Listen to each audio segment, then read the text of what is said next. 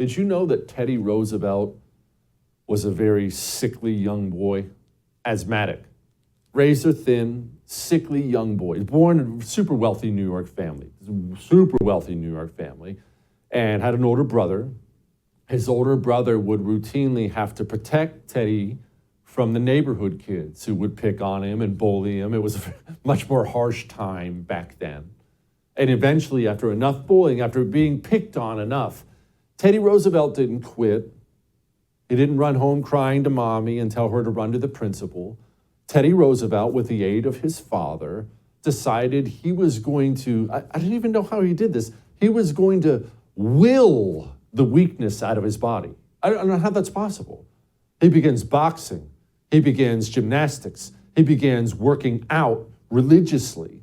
Eventually, Teddy Roosevelt is not a sickly, asthmatic young man anymore. He's a beast who you don't want to run into on the sidewalk if he's got a problem with you. He goes from being a sickly young man to just hard working his way on the Harvard boxing team. He's just one of those guys.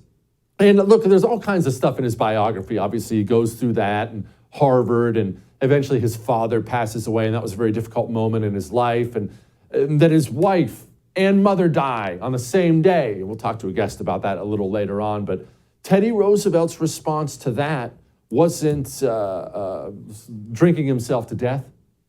It wasn't traveling to Europe to sip tea and chase European dimes around. Teddy Roosevelt decided, I need to get even harder after this. And so he goes to the Badlands. Now, I've spent some time in the Badlands.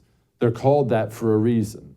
It is an inhospitable place where the weather there can kill you all 9 months of the year, whether it be skin-melting heat or freezing cold. And not only does he go to the Badlands, he just decides, as an adult male, he's going to be a cowboy.